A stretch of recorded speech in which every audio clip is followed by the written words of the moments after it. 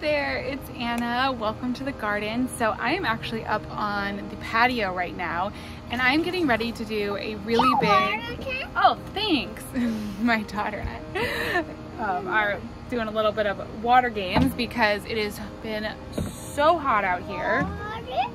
And we got the watering can. And I came out to water a lot of the herbs, but I was noticing that they're also really starting to flower. Now that it's getting hot, we can see the mint behind me is like about to flower, and some of my basil is starting to look like it's thinking about that. So I think I want to do just like a big harvest. Thank you. A big harvest of a bunch of these herbs, and I'll show you how I'm drying, preserving, and storing them for the winter. Last year, this was something I didn't do. I didn't end up really harvesting and storing any, and I missed it so much because I love cooking with fresh herbs. So I'm gonna show you what herbs I've got, and then I'll get them harvested and kind of show you my my preservation process. It's super easy, even if you don't have a big space. If you've got a couple pots of herbs and you want to preserve those herbs, it's totally doable. Thank you. All right, so these are the herbs that I'm gonna harvest today. A little bit of this rosemary, not too much, because I really like how it's spilling out over the little window basket. I've got like a little hay rack window basket here. Then I have a bunch of chives. These are just common chives, so I'm gonna harvest a ton of this because it needs to get cut back anyways. I'm gonna harvest a ton of this mint. This is an orange mint. I really love the smell, and it's a really good, vigorous, nice, healthy looking mint. Then I'm also gonna harvest some of this sage here. This is a purple sage, some golden oregano. I have winter savory, which is one of my favorite herbs to use. I love to use it kind of like any place I would use oregano. And it's just a really beautiful plant that lasts all year. It grows beautifully throughout the winter as well. Kind of takes on a purple color in the winter, which is really interesting, but yeah, it's just a super pretty herb.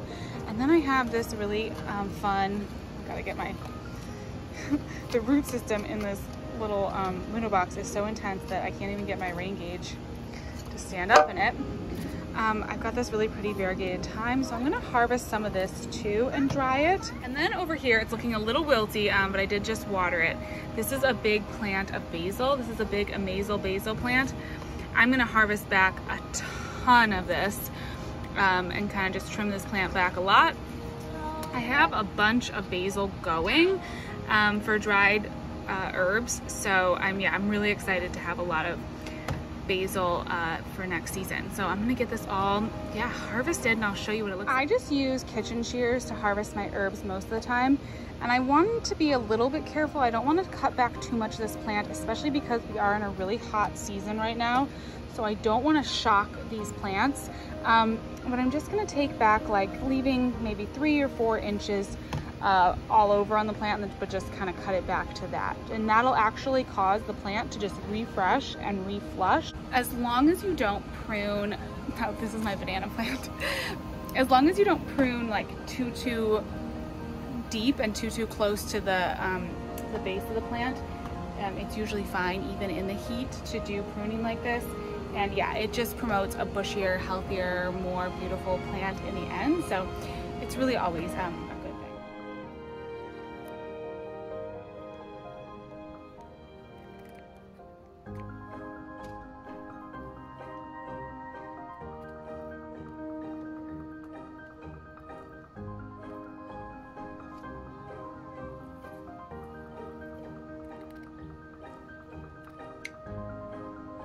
Oh my goodness, it smells amazing in this kitchen.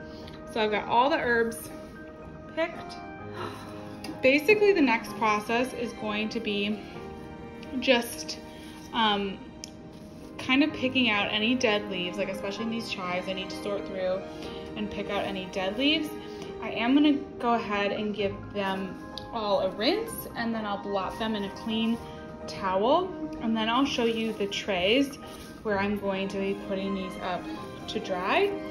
And then once they're all dry, I'll show you how I'm storing all of them. I don't get just a ton of opportunities to store food for the winter, because I have such a small garden, right? Like you know, if you've got a small container garden like me, I'm not harvesting just so many tomatoes that like I'm absolutely drowning in tomatoes.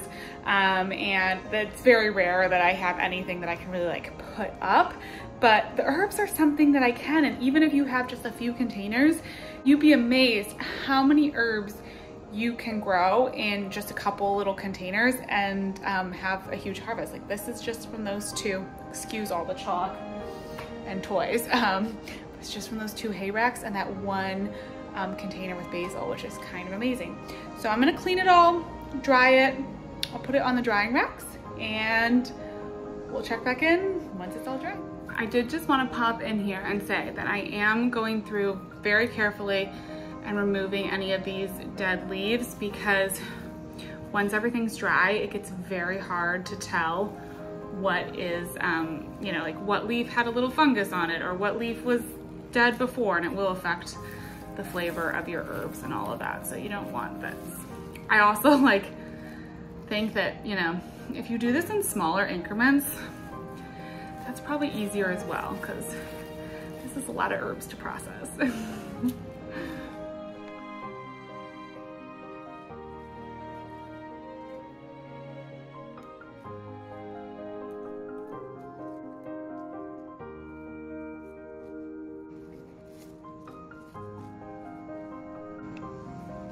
Here are some of the basil that I washed, and so then I just try to dry it really well.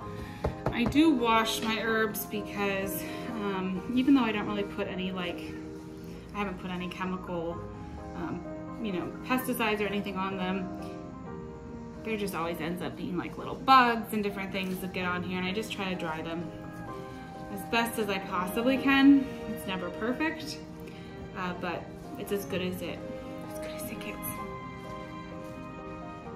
Now I'm just gonna go through here and again just take off any leaves that are not looking so good and leave just my best leaves.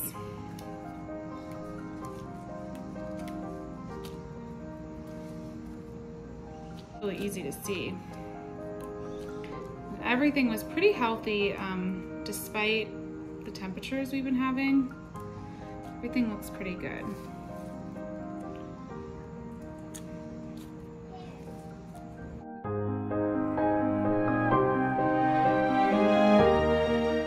Okay, so now where I'm gonna dry them. So these leaves, like the thyme and the winter savory, they're almost so dry that I may just leave them in this container and just come through every day and check them and keep them moving and aerated.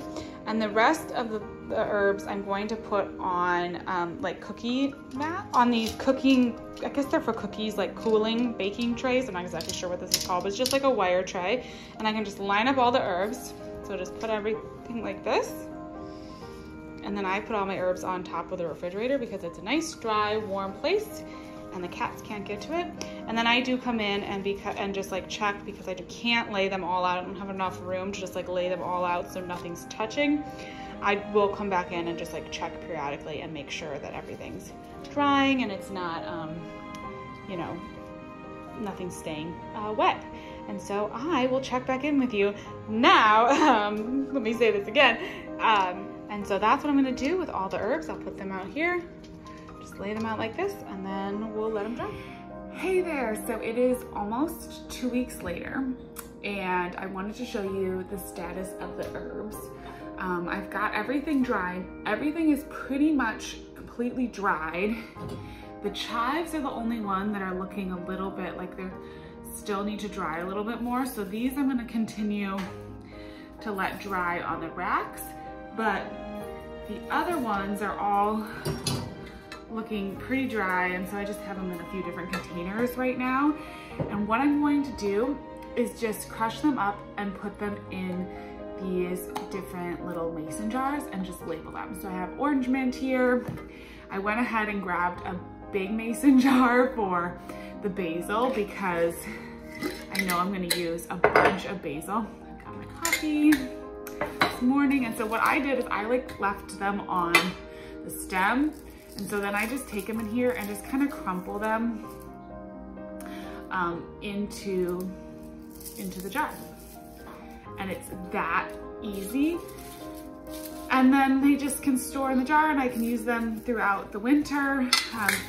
Because they're so completely dry, you know, they're gonna store really well. Again, like those chives that still have a little bit of life in them, I guess. They still have some moisture. You would not want to put those into a sealed jar like this because that could lead, of course, to like mold or something like that. But these are all super dry.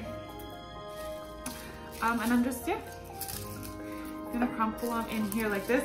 I did throw all of these other herbs into this big basket when I was done drying them, and so I'm gonna have to kind of go through and sort them a little bit, but I'm not too worried about that.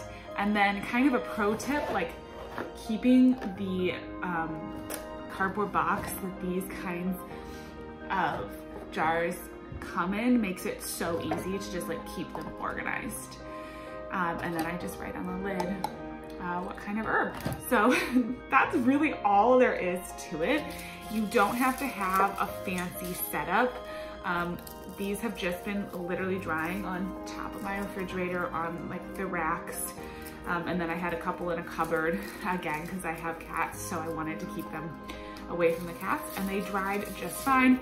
Took them just about, I think it's been almost exactly 2 weeks, 15 days since I shot the first part of that video. And a little update on the plants outside. They all did super great.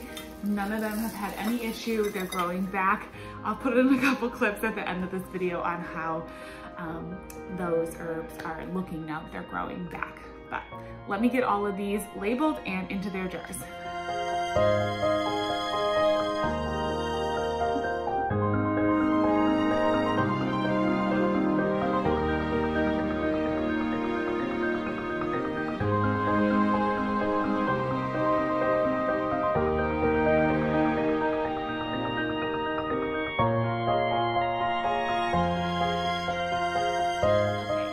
How everything is recovering. The chives look amazing. You can barely even tell I trimmed anything off them. The rosemary is fleshing back out. The mint, also you can barely even tell I cut anything. The winter savory and the purple sage are taking a little bit longer, as you can see, but totally healthy, totally fine, and they're branching out even more. Girly girl handed me her toy. Same with the oregano over here, a little bit slower, but still totally healthy, totally fine, totally branching. The thyme as well. And the basil, I'm actually gonna harvest some more of this because I wanna have a bit more basil stored up. So I'm gonna harvest some more of this today and get another round of this drying. I will say that it's nicer to do this in like little increments. It's just less labor intensive. I may harvest a bit more thyme and a bit more basil today, and that'll be really easy in a couple weeks. Just stick them in those jars and keep producing herbs to have for over the winter. I did harvest enough sage, all the sage I need, all the mint I need, but I want to have a ton of basil, and the thyme takes a lot because it's just such little leaves. So anyways, that is how I am storing my herbs for the winter. I'm excited to finally be doing this. I hope you're having a great day in your garden, and thank you so much for watching. Talk to you next one. Bye-bye.